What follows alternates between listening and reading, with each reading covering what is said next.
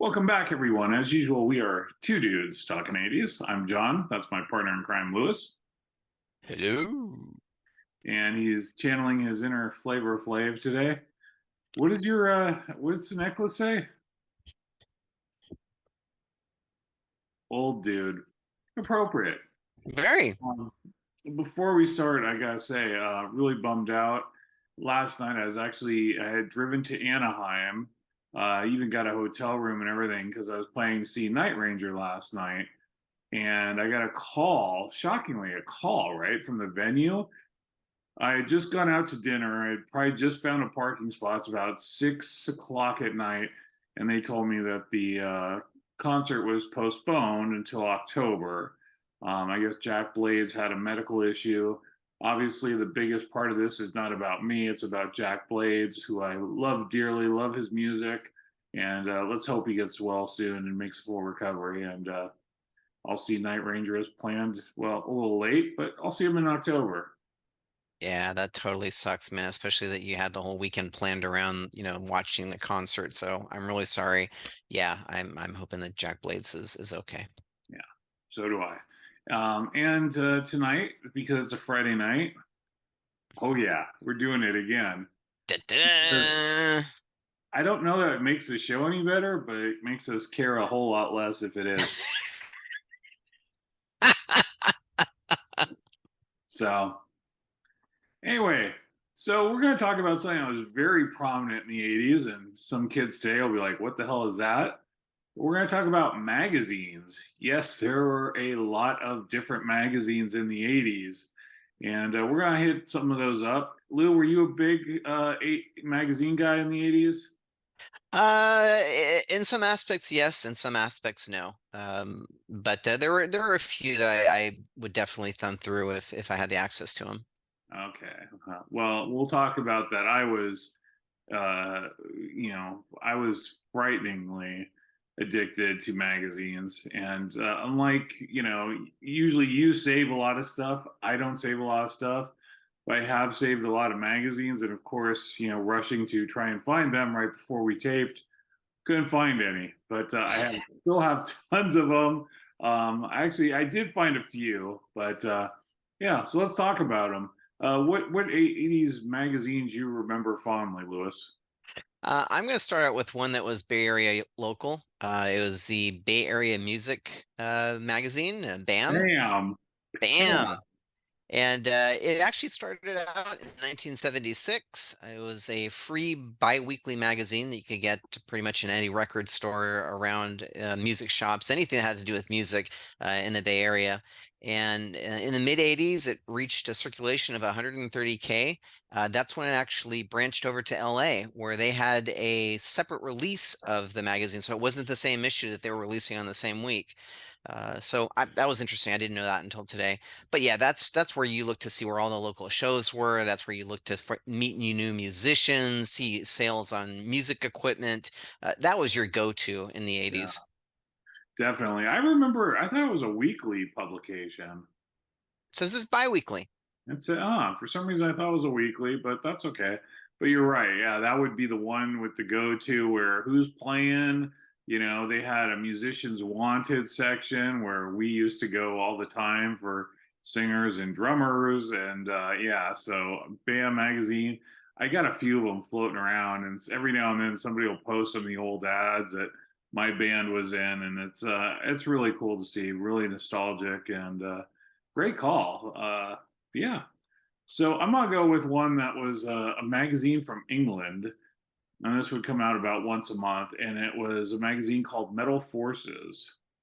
All right. And one of my all-time favorite magazines. I think it's still may be in some sort of existence today, but great magazine introduced me to a ton of new bands. And they would have all sorts of different types of artists. I mean, on their cover, you'd have Slayer, you'd have Megadeth, you'd have Dio, you'd have Twisted Sister, and they also had a demo section where they would review demos. They actually reviewed one of our demos that got kind of the ball rolling for us. But they reviewed a lot of demos that got me into a lot of new bands, simply based upon what Metal Forces said. And the great thing about that is you start to know what writers would you'd kind of connect with. There was like Bernard Doe and Dave Reynolds, and I'm drawing a blank on a lot of them. I think Don Kay even wrote with them for a little bit. But you start to know who your writers were, and like, hey, if that person likes it, him and I have similar tastes. They didn't have any female writers, so I wasn't being sexist. People, save your letters. But yeah, so it was a great magazine, great publication. Tower Records or Tower Books would carry it all the time, as would George at the Record Exchange. So between one of those places, I knew I could always get a copy, and a huge, huge fan of Metal Forces. Very cool. Do you remember any bands that had demos on there that you found that actually blew up and became big? Um, God, it became big. I don't know. I don't remember. I think there was a certain level of notoriety that a lot of them got to, but I wouldn't say that. I can't recall any of them getting huge. I remember Um, when you guys got reviewed, that definitely, like you said, really opened the door, and you guys started getting fan mail, and even a record contract was sort of sent to you guys. So yeah, from Germany. I remember that, and it was just that exposure from a little 4-track demo that we did. Next thing you know, we were getting you know letters from all over the world, and it was pretty exciting time. So the exposure in that magazine, especially if they liked you, was really really great. very cool, very good pick. The next one I'm going to go with, I think I've mentioned in the past, it was a big one for me when I was in grade school. So, 70s into early 80s. It was something that you would buy from Scholastic's books, and it was called Dynamite Magazine. And it was truly like a young kid's, I even almost preteen magazine. I remember the stock of the cover being really glossy and really thick. It really had like some substance to it. Had crossword puzzles, just little weird little articles, just sort of insignificant articles, recipes. I remember trying one that was like for a tuna sandwich where you had to chop up apples and stuff, and I was all felt all like grown up making my tuna sandwich was ridiculous. But anyway, fun memories of that magazine, and I had to call that one out again. Do you still have any? I don't think I have any of those, which bums me out. I actually included that in the intro. I didn't think you'd Nice. remember that kind of stuff. So I actually found some old covers on the internet. I don't have any of those magazines anymore, but I remember getting them and being like, "Oh, this is super cool." Yeah. You're right. It was definitely geared towards a younger crowd. It was not hard hitting journalism, but it was a lot of fun, and you felt kind of grown up getting your magazines, right? So that's what I Yeah. remember. I'm gonna stick with England again, and I'd be remiss if I didn't include Kerrang magazine. I think Kerrang came out May weekly or bi-weekly, and I swear for a long time I bought every single issue. Kerrang magazine. Now you mentioned, did they ever introduce you to anybody that was big? And Kerrang magazine, I actually ended up. That's where first heard about Queensryche. They did a write up about Kerrang, or they did a write up about Queensryche and Kerrang, and said it was dripping with class like Judas Priest. And I'm like, wow, this sounds really cool. This sounds right up my alley. And I sent away to get the demo. I ended up getting the record on 206 Records, which was Queensryche's own label. Then bought a T-shirt, and I've told that story a few times on this. Got one of the original Queensryche shirts where they only print 100. But so Kerrang was the one that I would get a lot of information from. Still online there, Lewis. There, Lewis. I'm still here. No, I said on wine. Oh, I'm still on wine. Yeah, I haven't had the gumption to go and replenish yet. Ah, you need to. Were you did you read about Kerrang? Only the ones that you had. I remember, sitting in your living room or in your room, waiting, for you to get ready, so we were going to go out and do whatever it was. And I remember sort of flipping through, and I always got the feeling that it was sort of, it had big names in it, but it had a lot of bands that were just like on the cusp of breaking. That's what I remember. Whether that's accurate or not, I don't know, but that's what I associate with that title. They did a lot of really interesting stuff. Like they were the ones that I remember first really raving about the Beastie Boys, right? And for a heavy metal magazine to really embrace the Beastie Boys, I thought was very interesting. Um, and I remember hearing about License to Ill and how this was like the new thing in music and everything else, and it was heavy. And I was like, really, that's kind of surprising. And it actually got me to check out the Beastie Boys because of it. So there's a lot of that kind of stuff, and I always loved the concert reviews. So they would do these really cool concert reviews, especially when they had the big festivals. Like back then, Monster or Castle Donington was the big festival in England, and they ran those for several years. And you'd have people like Kiss or Bon Jovi or Iron Maiden, Metallica, Anthrax, just all these great acts, and hearing how everyone performed was like, wow, kind of painted the picture of what it would have been like to have been at one of those festivals. So I was a really, really, avid reader of Kerrang, great magazine, and I'll never forget they interviewed or they reviewed Europe in concert, and the headline for it was "Louder Than Motorhead." Don't know that that was accurate, but the writer described Europe as being louder in concert than Motorhead. So I thought that Wow. was pretty interesting. And that's for whatever reason, that's one of those things that just sticks to your brain, like Europe being louder than Motorhead. But that was one of the concert reviews. So I thought that was pretty cool. Yeah, yeah, definitely interesting. The next one is a magazine that, if I recall correctly, I purchased it for myself uh, during a magazine drive that we were having in middle school, because I couldn't find anybody to really want to buy magazine subscriptions from me. So I bought one myself. And I actually ended up subscribing to it for quite a few years. And it was a magazine that actually started in the early 60s. I've subscribed to it mostly in the 80s, and it was Popular Hot Rodding magazine. It finished up in 2014, started off in well, actually, it was published out of LA. And they just had all kinds of awesome cars. I'd sit there and daydream about whatever new things were coming out as far as new cars from Detroit, any during October, with the new models were and whatnot. And they had this build once of this 57 Chevy that they ended up featuring in the movie called Hollywood Nights. And I thought that was really cool because they just showed how they built it up, and then eventually it was in the movie. And sadly enough, they've made that car now an electric motor running 57 Chevy, which is a little blasphemous in my opinion. But anyway, fond memories of that magazine. I was never that much into cars like you were, so I don't really remember it. Do they do anything about nitrous? I want to say, and I know that you and I remember this incorrectly, but I want to say that you were flipping through my magazines and you pointed at this trunk that was open and it had this blue bottle, and you were like, whoa, that one's got nitrous. And my jaw like fell to the floor going, how does he know that? He's not a car guy. But I know that you remember this a little differently than I do.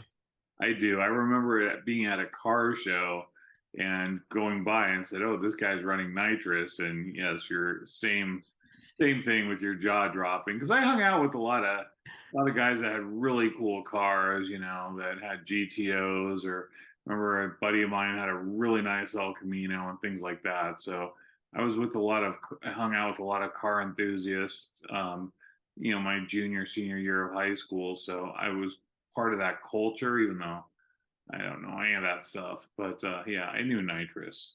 Awesome. I'm gonna go with one here.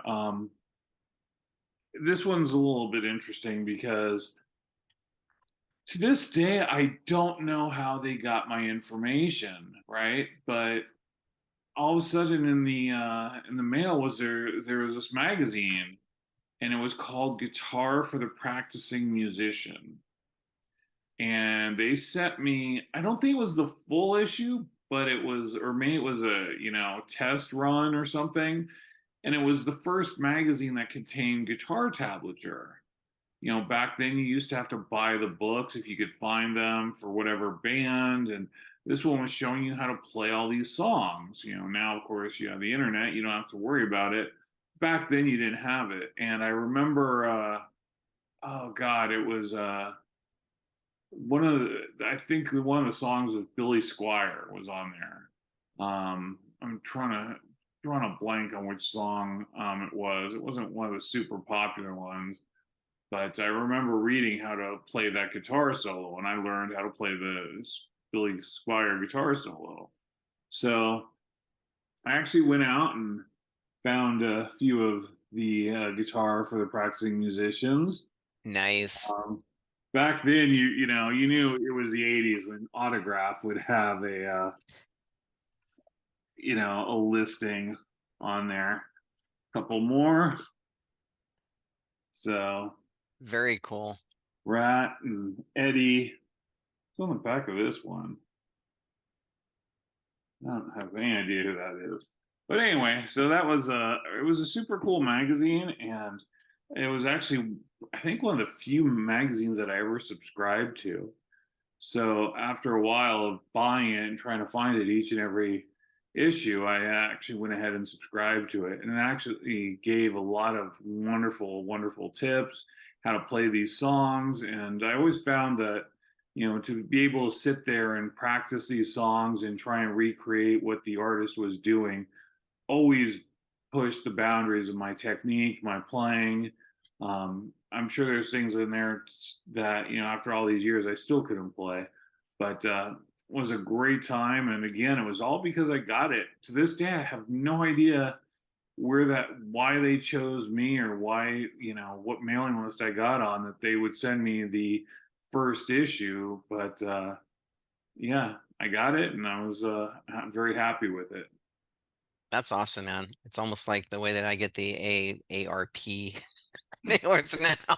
How they get my I name? Because I don't you're know how old as dirt. I don't know how the hell they got my name, but these mailers show up in my mailbox with no address on them. And oh, the latest one that I got was somebody trying to sell me on why I should consider cremation. It's like, oh yeah, this is Huh. awesome, man. Thank you. So, did they sell you on it? No, absolutely not. No. Okay, I'm gonna be cremated, so and I'll be well preserved after tonight. Woo! You'll burn well. Um, Yeah. all right, the next one I'm going to go with is another Bay Area local, and it was distributed from 1978 to October 2005. Now, this to me, during the time that I was into this magazine, was an absolute like loophole, take my 50 cents, please, every freaking week, because it was a magazine that featured nude women in it. It was Spectator magazine. And it it again, it was just one of those loopholes where, hey, you couldn't buy any pictorials of naked people, unless you were over 18. But hey, there's this post or this machine next to the post office that's conveniently just, hey, pop in 50 cents and off I go. So yeah, we stocked quite a few of those in our little clubhouse that we had in the back of what was it? I think it was is Kevin Banis's house. He like put him under the floorboards of his little his fort. And so anyway, that's what I remember from the early 80s. I don't remember that. Really? Was that kind of like one of those, magazines with ads or something? It was black and white. It was newspaper. It was literally newspaper, black and white. Okay, I kind Yeah. of remember that, where it was like, I don't even know what was the point of it, to like hook up, or was our swipe right moments or swipe left? I think it had, the sort of hookup ads. I know it had a lot of other ads, that people were selling stuff. Um, but yeah, I always assumed that the point of it was just to sell, advertisement space. Hmm, that's good to know. I vaguely remember it. Please tell me you have one left. I don't. Can I tell the Vegas story Oh, what's the Vegas story? about something similar to Spectator? Maybe not. I don't remember what it was, but I'm choosing the safe route. Maybe not. All right. Well, it was a good story. Send me a message. I'll tell you the story. All right. Let's move on, and I'm gonna go with one that actually had something to do with, and that was a magazine. Back then we had a lot of fanzines, right? And there was some really great content in it. I don't claim that this one had great content because it's not how I would have run it, but it was cool to be involved with. And it only lasted 3 issues, but my buddy came up with a magazine called Heavy Metal Onslaught. And at the time, he lived with me at the time. That's a whole long story, but he did 3 issues of it, and I don't think it had anything to do with the first one. It was him and his buddy, and they kind of had a falling out. So he continued it for 2 more issues. But I got to write some, I think I didn't do articles, but I got to do some record reviews and things like that. I remember I did a record review of Loudness, Loud Live Aloud, their live album, which was really cool to do.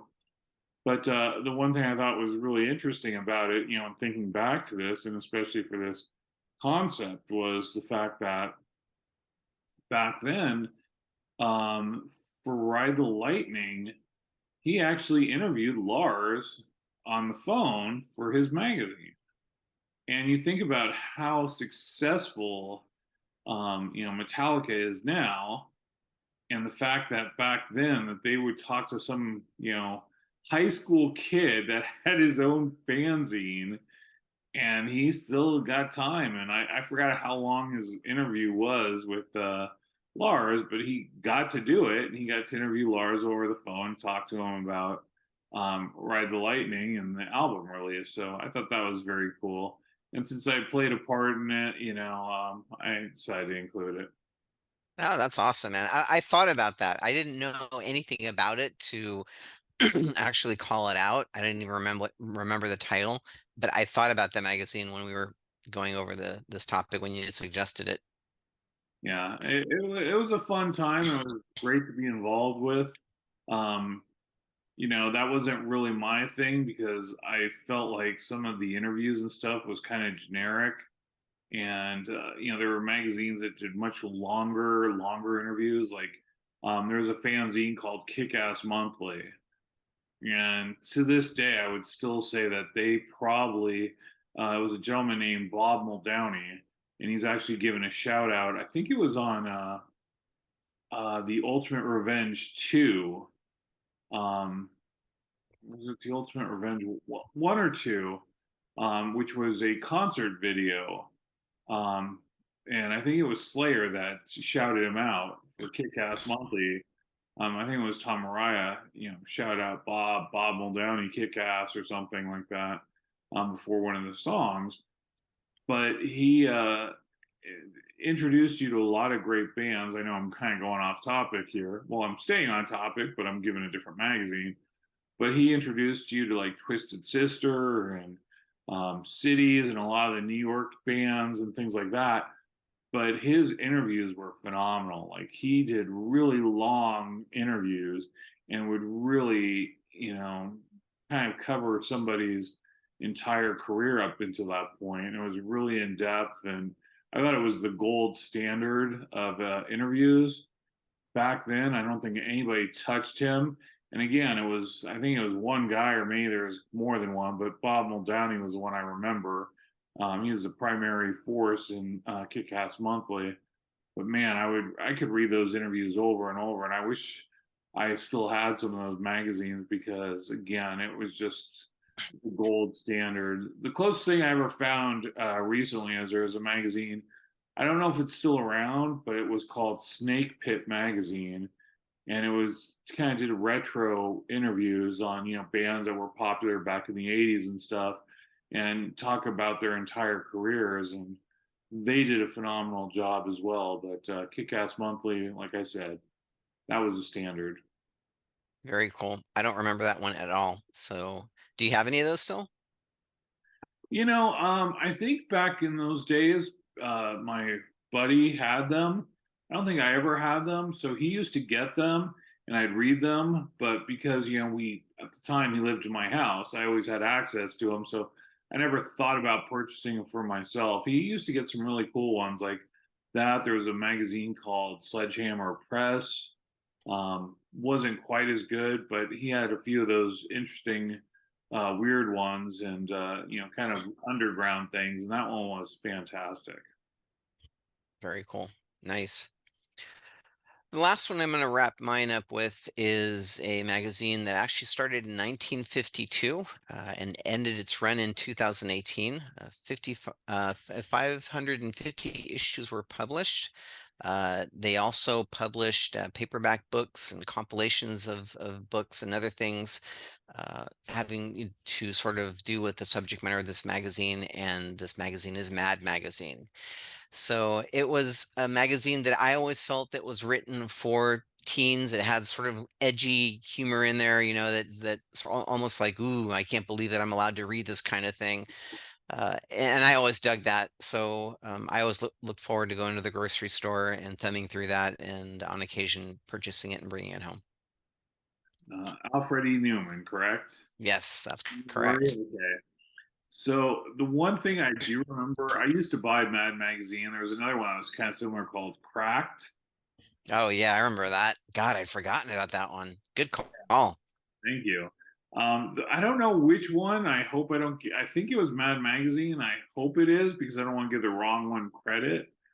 But back in the '80s, when um, all these horror movies were really, really popular, and they did a feature on Mad Magazine writes their own horror movie, and it was really well done because they did like the like screenshots, and then they had this guy that was like a director. Obviously everything was drawn, and the director was saying like different things about how this movie was going to go. And I'll never forget, he's like, ah, man, all the cool scary titles have been taken, like Halloween and Friday the 13th, so we're doing Groundhog Day. And it was, it showed like the storyboards for this, imaginary movie called Groundhog Day, obviously not to be confused with the Bill Murray one. But this was supposed to be this horror movie, and I thought they did a fantastic job breaking down all the cliches of the 1980s horror movies. And they're like, oh, the director's like, oh, we can't end where the killer is dead because the killer always has to come back. Then we have to kill him in an inventive way, but leave it open for the sequel. And it was like, you know, oh, these kids are having sex, so of course we're gonna have to kill them off. And this girl's a virgin, so we know she's gonna live till the end. And it was a fantastic parody of horror movies, and I think they captured it so perfectly that it was almost like the blueprint for what an 80s horror movie would have looked like. So one of the best things I ever read. Very cool. Very cool. Guessing you don't remember that one. I don't remember that at all, no. All right. Well, it But I was remember the magazine Cracked. I'd forgotten about that, so I'm really glad that you brought that one up. yeah, crack. Did they have a mascot? I don't remember. I don't remember if they did or not. All right. Wow, this is gonna be tough. There's so many great magazines from the '80s, and I feel bad that we include Playboy or Penthouse. Those were very, very well respected in my household. But I'm gonna go with the music one because there was. Did you slam that? I finished it up. Yep. All right. I really loved Hit Parader. Oh, Like good one. all the American magazines that came out that did music. And I'm talking about Cream, which I never liked Cream. I always thought Cream never took anything seriously and was always kind of disrespectful of music. Um, Circus, which was kind of generic and everything. Um, I always thought Hit Parader was a lot of fun. And I remember in the '80s, they tried to do like different things. Like they would go out and play video games with an artist, and they'd talk about who would win the video game, or they'd have artists from the '80s, reviewing singles of other artists.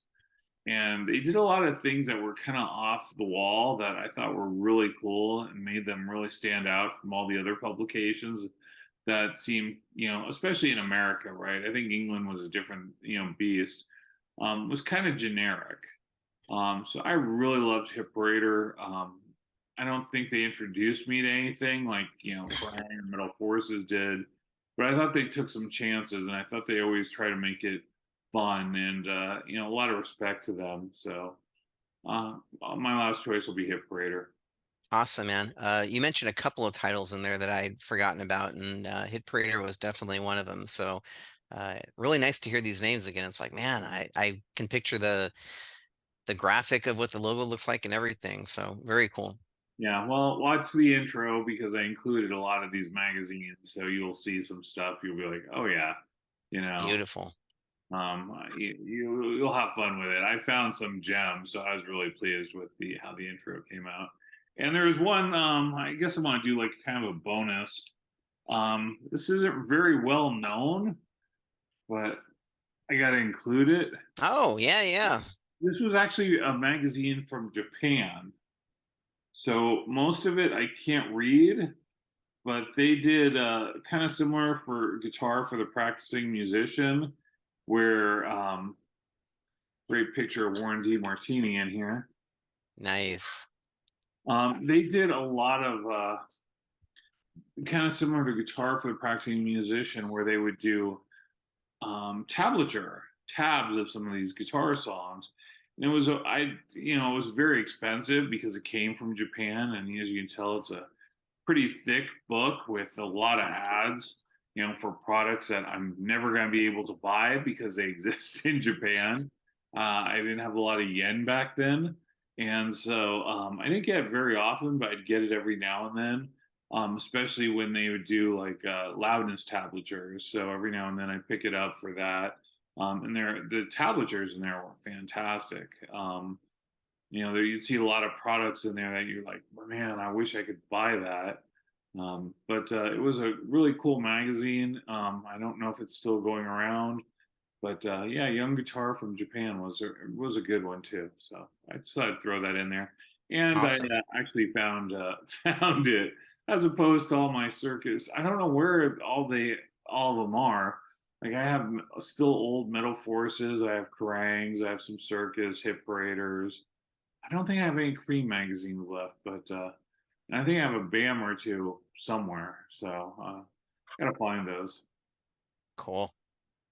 I got to split chunks. My dog's been barking for the last 5 minutes, wanting to go out. So All right. Well, your dog's interrupting the episode. So cheers to you, brother. Happy Friday. And as usual, if you like this episode, please hit like, hit subscribe, and let us know what we forgot. I was expecting Lewis to do a lot more discussion about Playboy and Penthouse, and Lewis Betancourt the early years, but apparently that's going to be a different time. Before the dog goes too crazy, take us out, brother. peace out, everyone. Thank you, guys.